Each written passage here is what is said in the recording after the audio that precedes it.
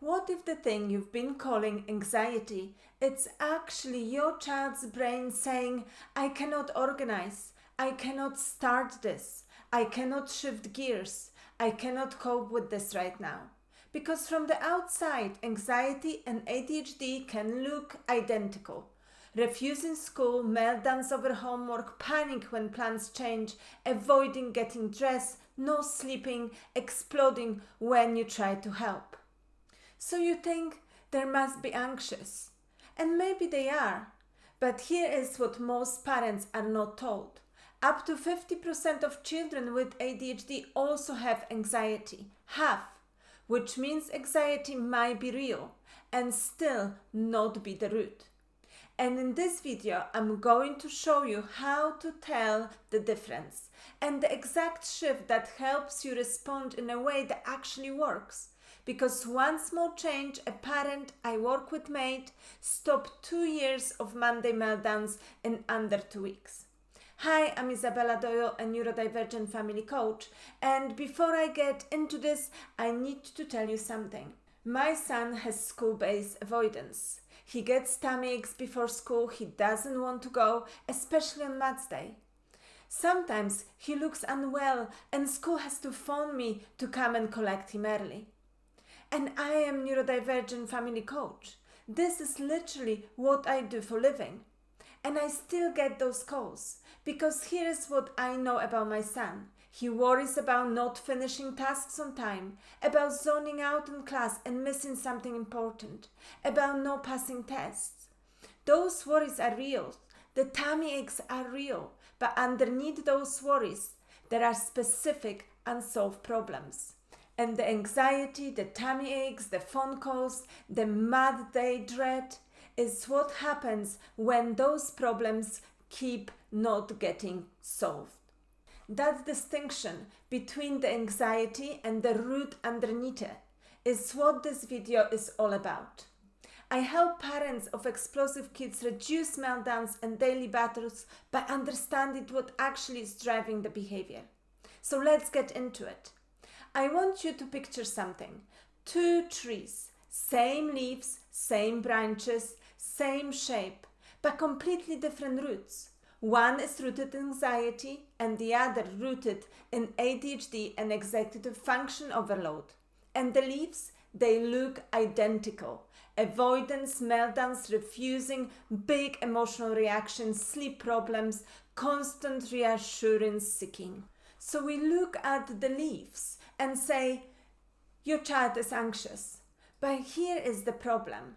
If you treat the leaf and miss the root, you get short-term relief. And the problems keep coming back, which is exactly what was happening with my son. No, we were treating anxiety, the tummy aches, the avoidance, without asking what was specifically hard about maths. And it kept coming back every Math Day, like clockwork. So instead of asking, how do I make him go back to school, there is one question that changed everything. What is making this situation hard for him? Because behavior is not the problem. Behavior is the signal. Let me show you what I mean with the family I work with. A mom, let's call her Sarah, had been stuck in school morning meltdowns for nearly 2 years. Every single day, uniform battles, crying, shouting, sometimes total shutdowns and refusals. But the time they got in the car, everyone was already exhausted. And she had tried everything. Earlier mornings, visual schedule, rewards and consequences, talking it through the night before. She was even using anxiety strategies, calm voice, validation, breathing and relaxation exercises, still the same result every Monday. So I asked her one question. Not what does your daughter do? I ask what is actually hard about Monday morning for her. And Sarah went quiet because she realized she didn't know. She knew the behavior, she didn't know the problem. And this is where most parents get stuck. Not because they aren't trying hard enough, but because we've all been trained to look at the leaves, the behavior, the meltdowns, the anxiety, the refusal, and we respond to that. When the thing that actually needs our attention is underneath. Here's what's really going on. ADHD is not just about attention. It's your child's brain manager. And that manager is overloaded. Think of it like this. Your child is trying to run their day with too many tabs open. Starting, stopping, shifting, remembering, planning, regulating emotions. And when that system overloads, it looks like anxiety. But it's not always anxiety. Sometimes it's, this is too much for my brain right now. And I see this with my son on maths days. It is not that he's afraid of maths in the way we think of fear. It is that his brain can already feel before he even gets to school that the demand is going to be bigger than his capacity. The tummy ache is his body's way of saying, I can already feel this is going to be overwhelming for me. That is executive function overload, wearing the costume of anxiety. So when your child says, I can't go, that might not mean fear. It might mean I don't have the capacity for this right now. Think about what Monday morning actually asks of your child. Wake up, shift out of bed, get dressed, handle sensory discomfort, remember everything they need, move through multiple steps in the right order, face unpredictability, enter a busy, noisy environment of the school. All of this before 9 a.m. This is not a small ask. This is a full executive function workout before the day has even begun. Same with homework. You say, it's only 10 minutes, but your child's brain hears, remember what the teacher say, find the right book, understand the task, start writing, stay focused, tolerate making mistakes, keep going when it feels hard. This is not 10 minutes. This is everything their brain finds hardest all at once at the end of the day when they are already depleted. So when they explode, it's not defiance, it's overload. And this is the part most parents miss. It's not a motivation problem, it's a capacity problem. Now, here's where it gets tricky. ADHD and anxiety feed each other. Overload creates stress. Stress makes things harder. Harder thinking creates more overwhelm. And round it goes. So when you say, just calm down and think, they genuinely may not be able to. Because their thinking part of the brain is not fully online anymore. I know this from the inside. When my son is already in that cycle, already dreading the maths lesson before he's even left the house, telling him it will be fine does not touch it. Because his nervous system is already in protection mode. What he needs is not reassurance. What he needs is for the actual problem to get solved. This is why rewards and consequences so often don't work for our ADHD kids. They assume if I motivate my child enough, they will do it. But Dr. Greene says kids do well if they can, not when they want to. If they can. My son wants to go to school. He wants to not worry about maths. He wants to feel capable. Wanting is not the problem. Capacity is. So here is the shift that changes everything. Instead of my child is refusing homework, you say my child has difficulty starting homework when they are tired and unsure what to do. Instead of my child is anxious about school, you say my child has difficulty going into school when things feel unpredictable. Instead of my son dreads maths, I said My son has difficulty tolerating the feeling that he might not finish the work or might zone out. And he has no strategy yet for what to do when that happens. Do you feel the difference?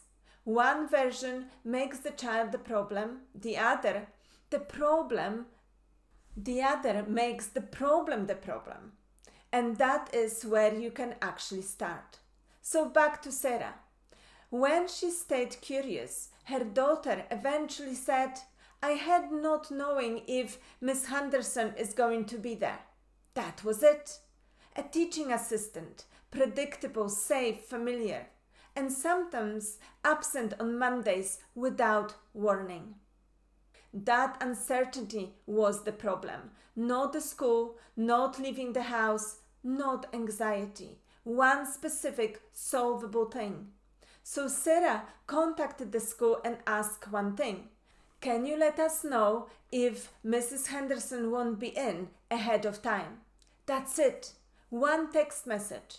Monday mornings changed within 2 weeks. Not because the behavior was managed, because the right problem was finally solved. So here is what this looks like for you. Step 1, pick one moment.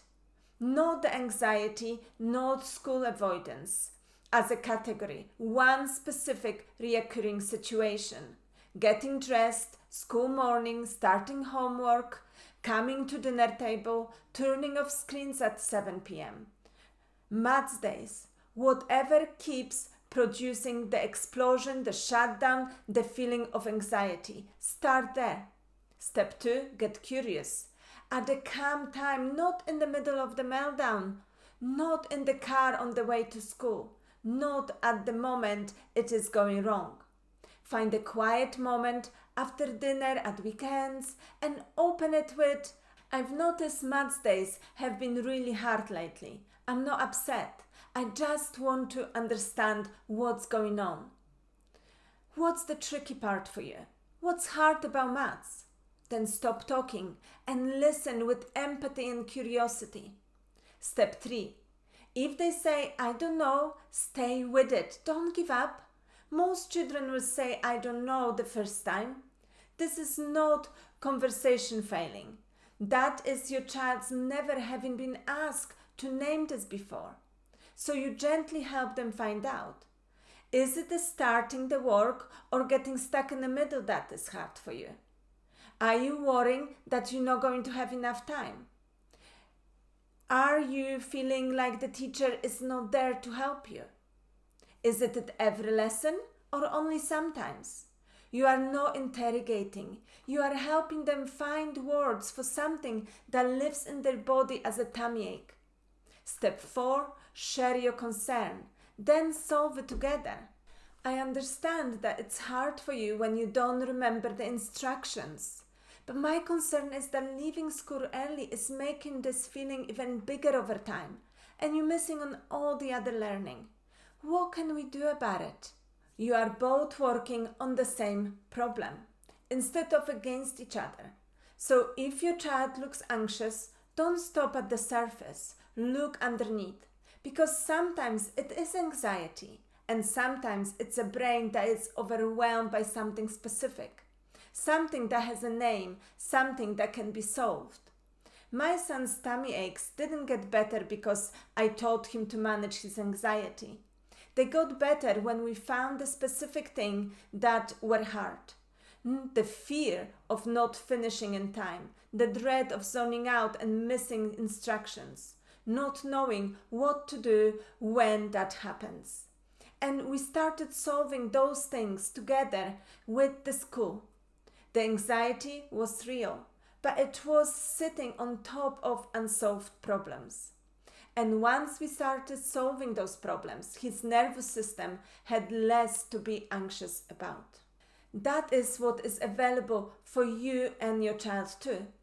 Not a child who copes better with a hard situation. A situation that actually fits your child better. That is the difference. If this helped you see your child differently, or you want to share what are they anxious about, put in the comments. I reply to every single one. And if your child says, I don't know, when you try to have the conversation, watch this video, because that is exactly where most parents get stuck. And once you unlock that part, everything gets easier.